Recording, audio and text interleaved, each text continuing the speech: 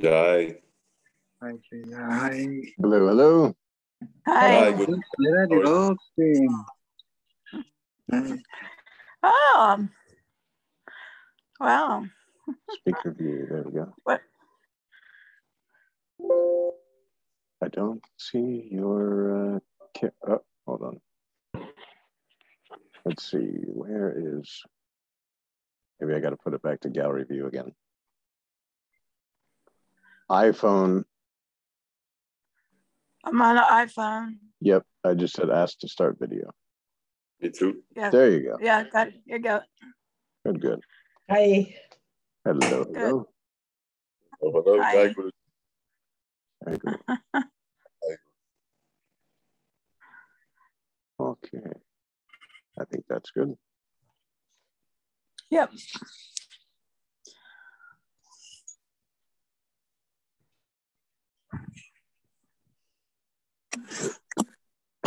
What bridge is that?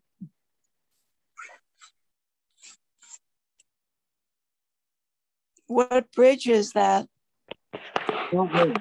Just some random thing. I think it's Golden Gate Bridge in Golden San Gate Francisco, Bridge. It's just isn't a it? picture. Yeah. Yeah. Oh, just a picture. Okay. A virtual background. Yeah. All right. Yeah. Okay. All right. Good, good. The snake in the rope. It looks like he was truly there. Indeed. Yeah. Sir, you are looking like if we give one shape to American Scholar by Emerson, definitely that person would look like the male version. Okay.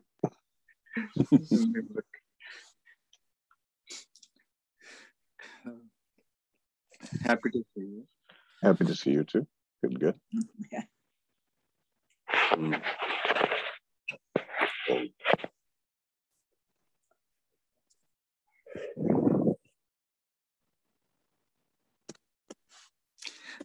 John, if I die right in front of you, I think I don't mind.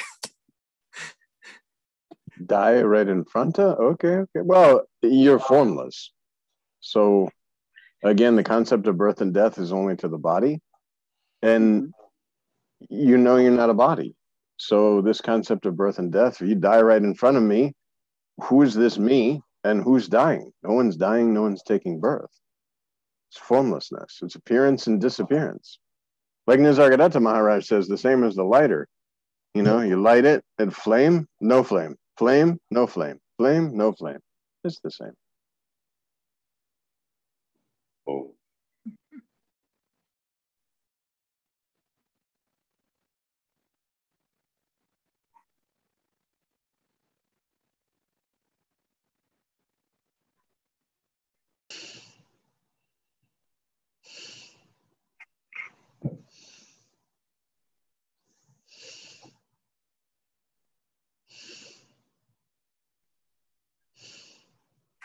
Kathleen is there. Did you want to start your camera, Kathleen, or you're happy with no camera? Oh, you're starting. You're starting on your own. Okay. Good, good. Hello, hello.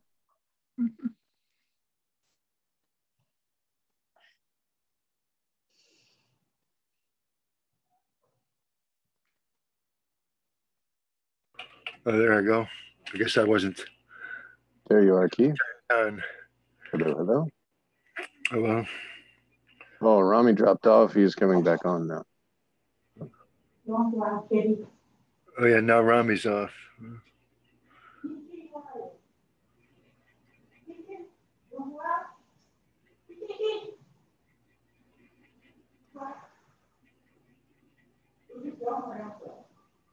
Rami appears and disappears.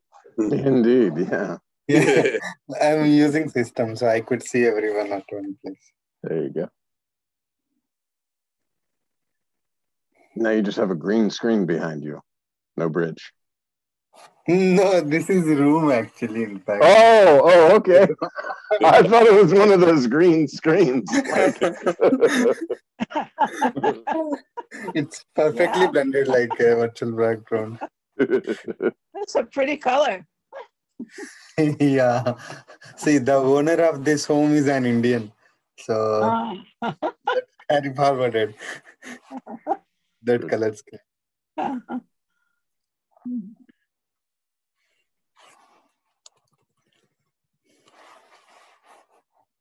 I was talking to a friend of mine about the stuff he's interested to some degree, and he's reading this book, Alan Watts, Psychotherapy East and West, and he mentioned, he called me up one morning or recently, and anyway, he mentioned in the book, Watts refers to the philosophy of a guy named Wittgenstein, who I haven't really read that much of, but I've heard some interesting things about what he says. But one thing Wittgenstein says was we interpret reality, supposed reality, according to logical necessity, such as we believe and assume and see things to be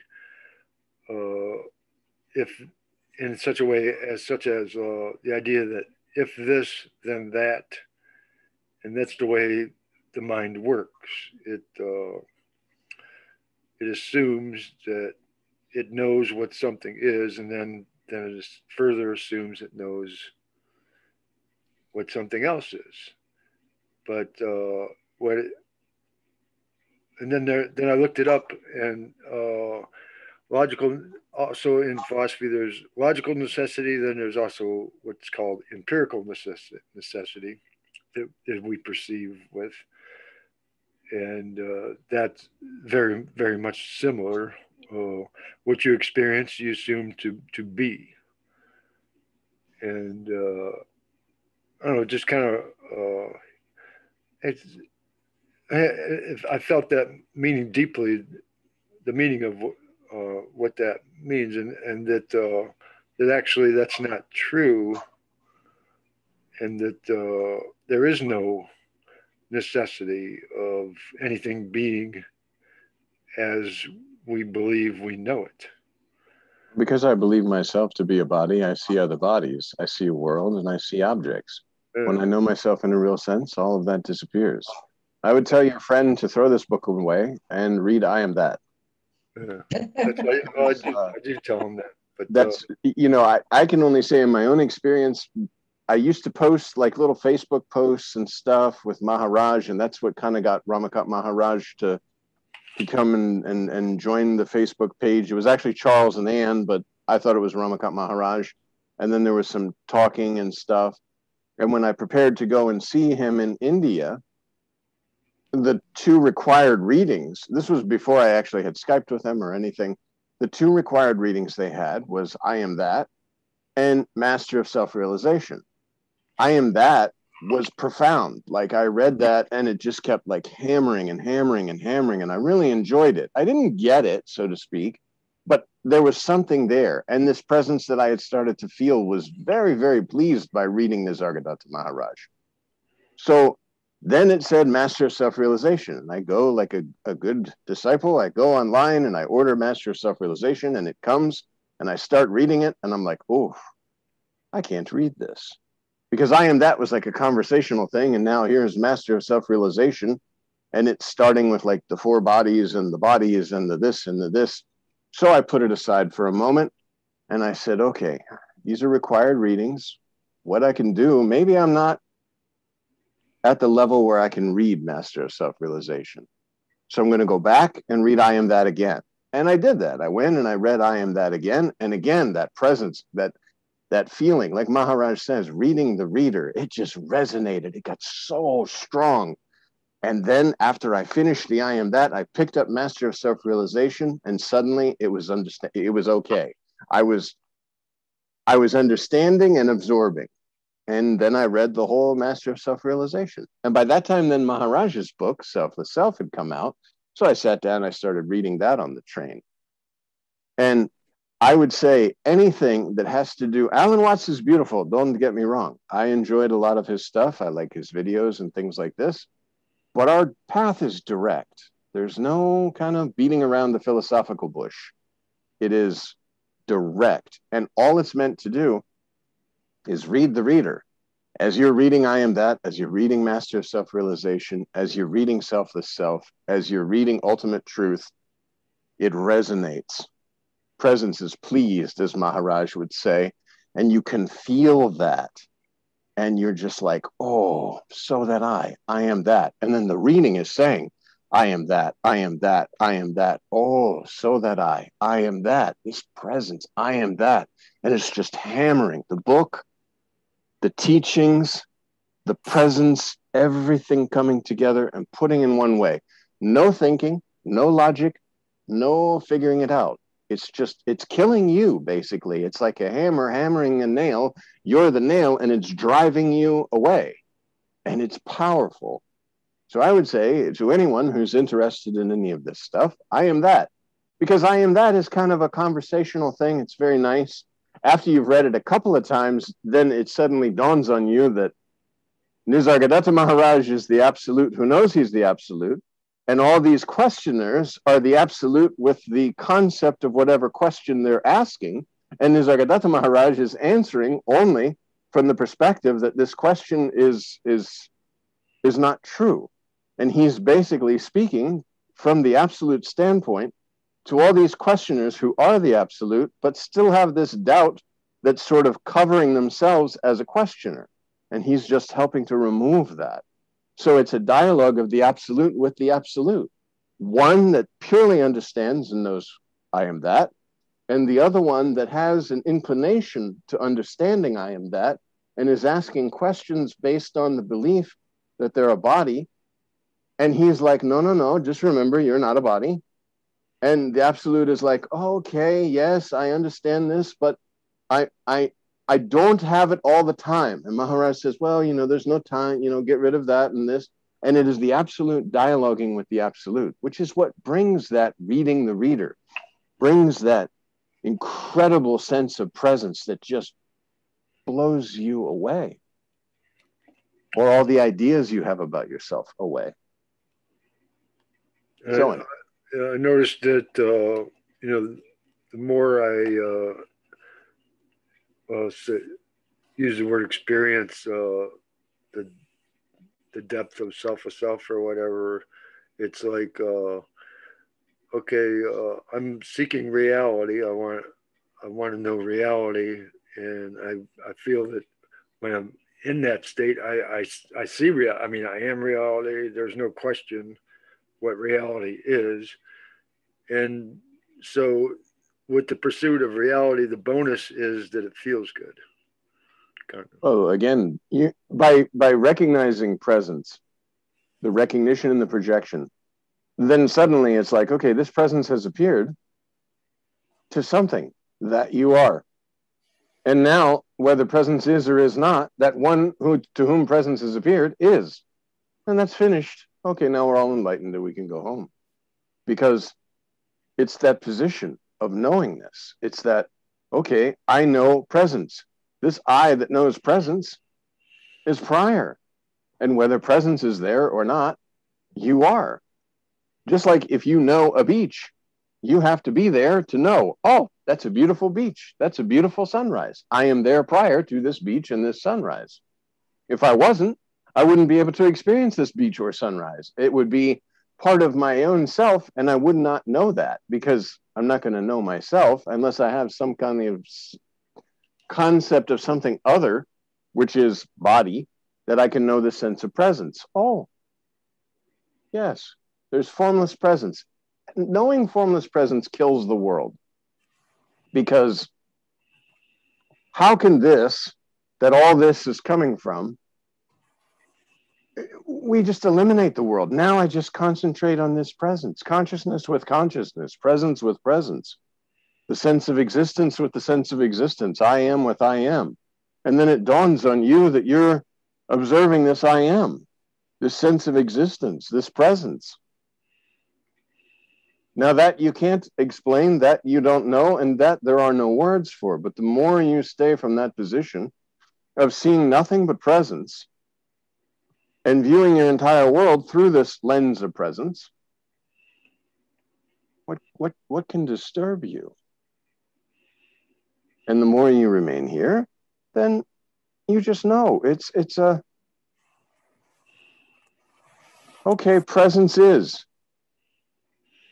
And all of this is appearing on that. And I'm experiencing, because I'm assuming a position of a role within this, thinking that I'm in this rather than this is in my own self. And even this is just an appearance.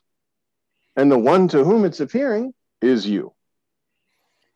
So during the deep sleep, what happens to, okay, this role, whatever you are, we are discussing as an individual.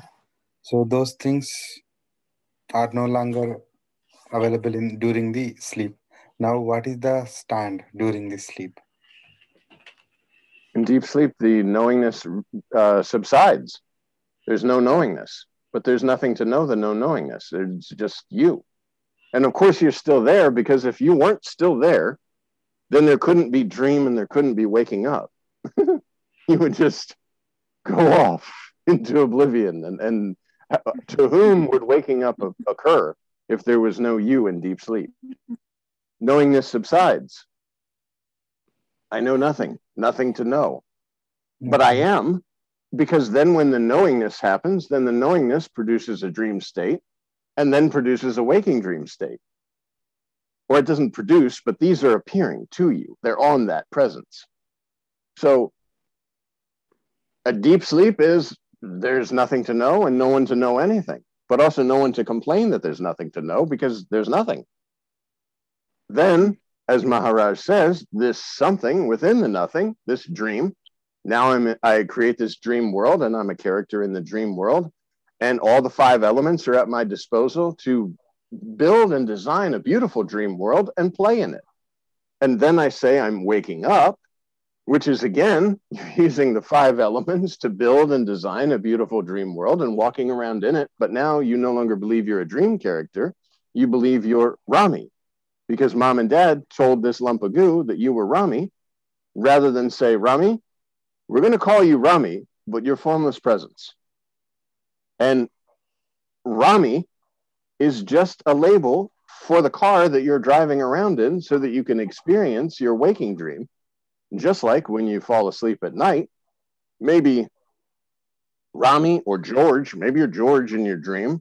George is the body or the car that you need to drive around to experience your dream state.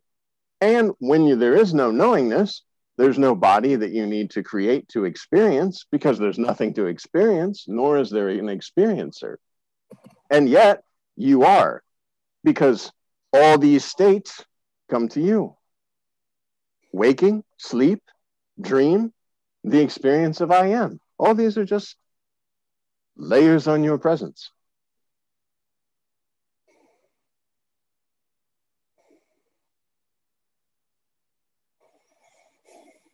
So, in that case, right, this absolute or that fundamental essence is not changing at all, irrespective of Correct.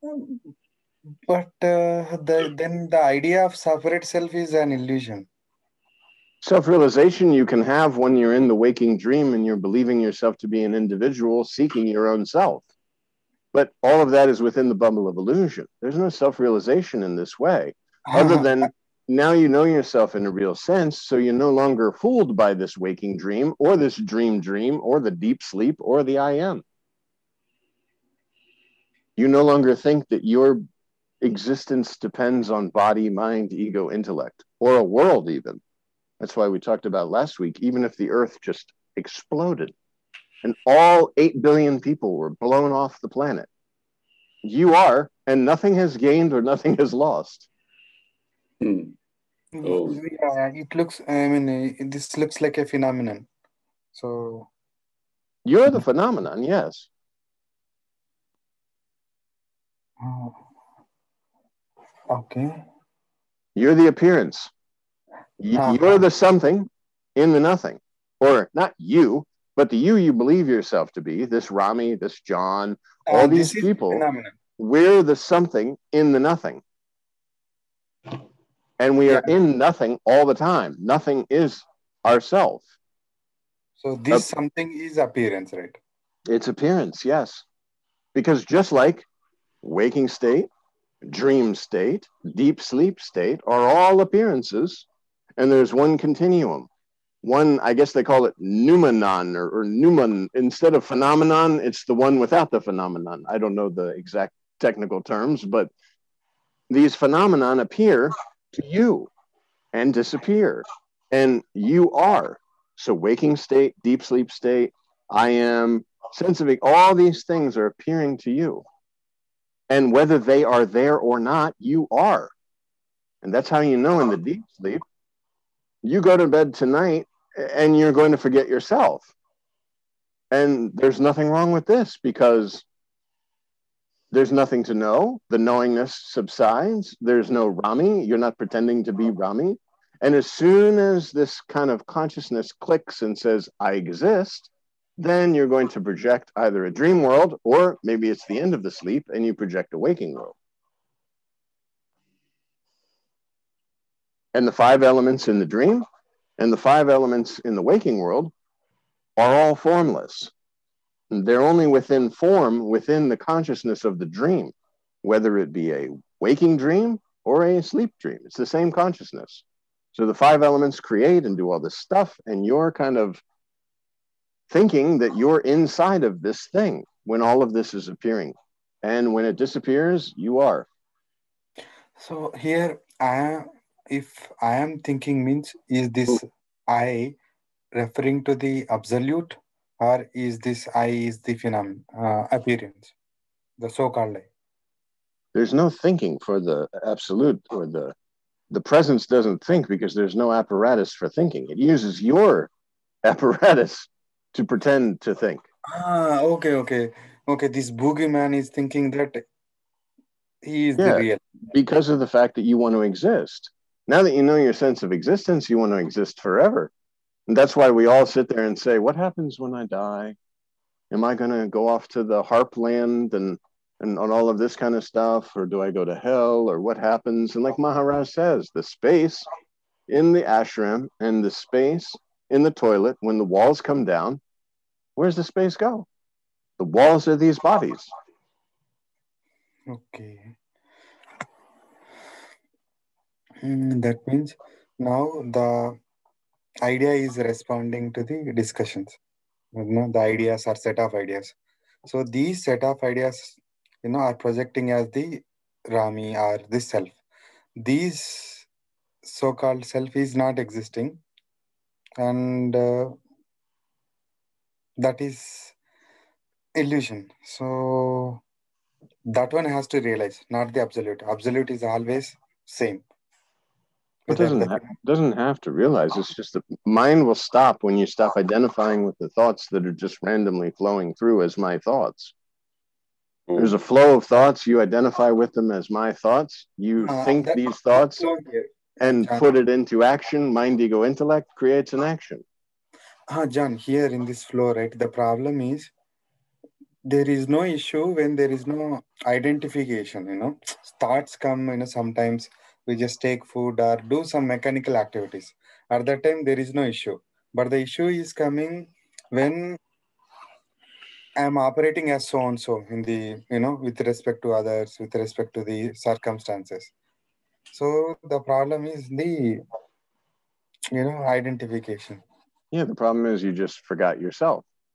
And Maharaj says, if you fall back in the illusory ditch, mantra, remain with your selfless self. You just temporarily forget yourself, just like we talked about in the Nisargadatta Maharaj absolutely knows from the absolute standpoint. And now the absolute is coming with all these different various doubts because they're listening to a mind flow and identifying these as these are my questions, my doubts. And Maharaj is just removing. Das Bodh does this beautifully. where at the beginning it says there is a doubt from the questioner, and it lists out all the doubts. And every single chapter ends with, now this doubt has been removed. Let's go and please pay special attention to the next chapter, which is another doubt that's being removed.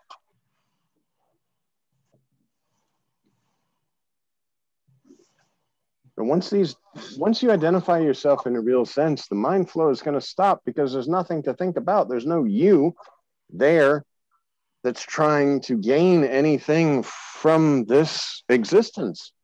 Although you'll still pay your bills, you still go to work, like Maharaj says, do your job, do your duties.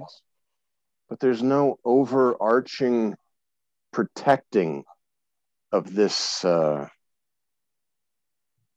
character that you've created, that you think is yourself. All because of identification with the body. Anytime you get into any kind of like upset or whatever, just think, if I wasn't a body, which I know I'm not, I've been told I'm not, would I think that this is a troubling situation? Something appears trouble because, there is identity with the body, right? But Yeah. if there is no identification with the body, then where is the trouble? And because of identification with the body, you believe the thoughts that you're doing deeds, good deeds and bad deeds, and you're taking debits and credits and all this sort of stuff, instead of just knowing, okay, like Maharaj says, it's a long dream. And in this long dream, whatever's in front of me, I'm going to do the best that I can, and all expectations, leaving all this because I'm not doing anything. And when I know myself in a real sense, automatically the sense of doership is gone. How can the formless presence do anything? And everything that's done is within your own self. So who's the doer? And how are their deeds? Like we just said, all these appearances of waking state, dream state, deep sleep, I am, all of these are appearances.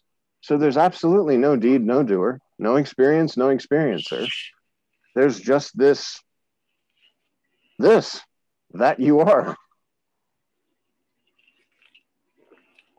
Das Bode, I was just reading, he says that it kind of like starts with wind, that wind is like gets everything else going. This is the explanation of the illusory existence when you believe yourself to be a body form, and you need to explain the illusory existence from the perspective that you're believing yourself to be a body. Once you know yourself in a real sense, then the whole story of creation and all this sort of stuff, it doesn't make sense. But like it is talked about, one thorn to remove another thorn. I believe I'm a body, therefore I need a cause and effect, and I need a creation of existence. How were the five elements created? Well, the five elements, and I think Das Bode ends with the fact that nothing is. You can simply say nothing is. Therefore, this creation of the five elements and the movement and how the dissolution of the universe and the creation of the universe, nothing was ever created. Only from the perspective of being a body in a world do I see a creation. There's no creator. Nothing is happening. Nothing has ever happened, and nothing can or will ever happen. John, it looks like something is happening or something looks real because, at least my understanding, my experience is because of pain and the pleasure principles. Because of the pain and the pleasure, the idea of seeking pleasure, right? These things, somehow making the world more real. This is through mind. Mind is there to kind of give you a boost of the world, and pain and pleasure happens when you believe yourself to be a doer and you want to re-experience something. You allow a desire, because if you're formless, think about it, Rami, if you didn't have a body, how are you going to have these desires? A desire comes, oh, I want to eat a chocolate cake. But if you're not a body, how are you going to eat this chocolate cake? So this desire would not disturb you. It will just pass by. And all desires do this when there's no identification with, I'm Rami, I'm having this desire to eat chocolate cake.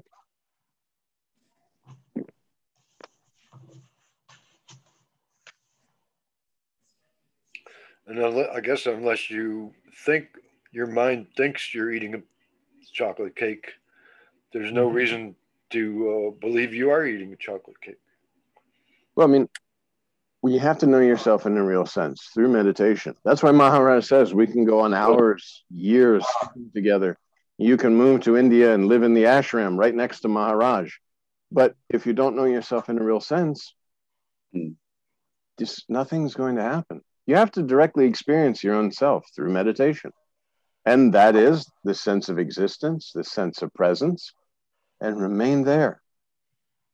No matter, at first it may seem very, very subtle and very, very small, but you just remain. And then as you open your eyes and you move about, you're seeing through the lens of presence. All of this is appearing on spontaneous presence, including this body that I used to believe myself that I was. Only because I was told. I was told I was this body. It wasn't like I got to experience that for myself and say, nobody told me I'm a body and then suddenly I'm experiencing and finding out and all this. No, somebody told you were a body.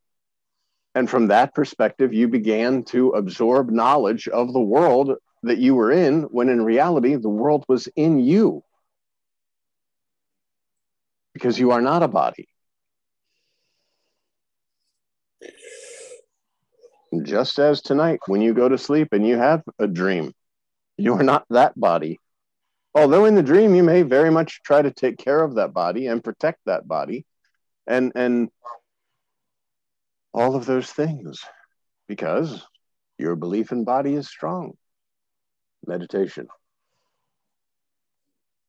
And going back to the very beginning of Keith's friend, I am that master of self-realization, selfless self. Maharaj says this all the time. Read these because this is reading the reader. That sense of presence will awaken as you're reading, and the recognition and the projection will be strong. You'll be reading the reader. Oh, this is my story. That's what Maharaj says. This is my story. I know this. It's my story. Not the story of, like Maharaj says, not the story of Brahman, Atman, Paramatman, God, Master. No, this is my story. Read in that way.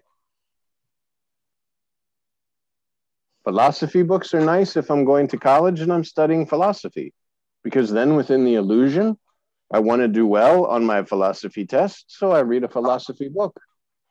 But I don't read a philosophy book to find myself. I want a direct experience.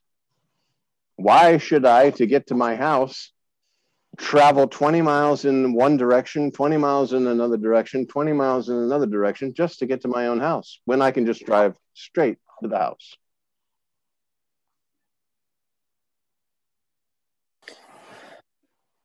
Ramakant talks about practical knowledge.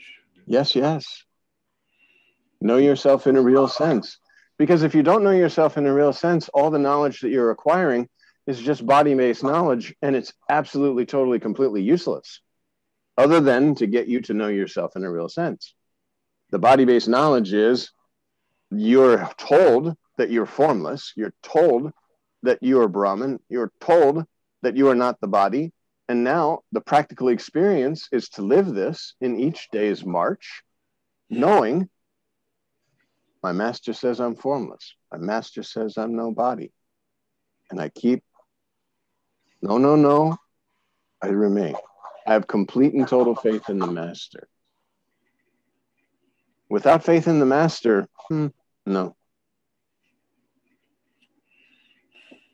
You are shaming me. No, it's just the truth. If you have to have this direct experience of yourself. And when you do, then that's it. Then you can ask questions of your own selfless self. And the cool thing is, when you ask questions of your own selfless self, deafening silence is the answer. Oh.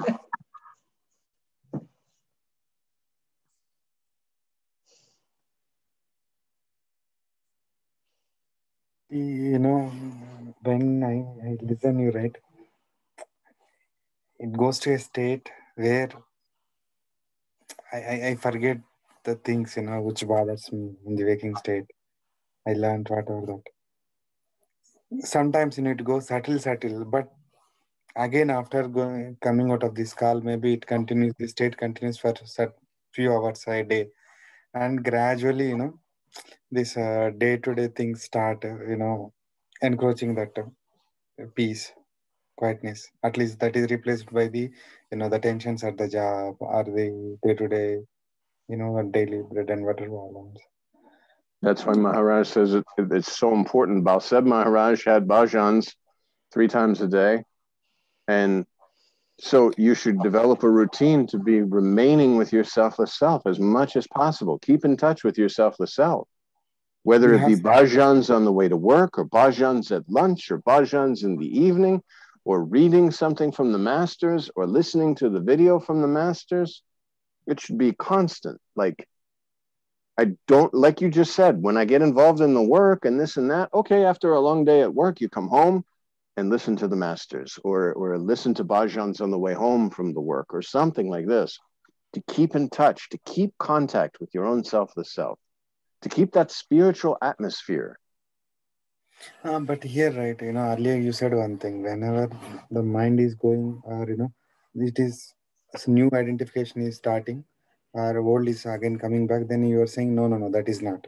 Come back. That's what one pointer you said. So that thing could be applied. And the other thing is the way you talk, right? I don't think that, that day-to-day activities are being impacting you. So Because it's just scenes appearing and disappearing. There's no one in the scenes. The scenes are appearing and disappearing. There's action in the moment. Spontaneously, it's left. And we have a nice phone that if people need to get in contact, or you need to know the time or whatever, you have this phone that will do all that for you. And then it's just scenes, just like we talked.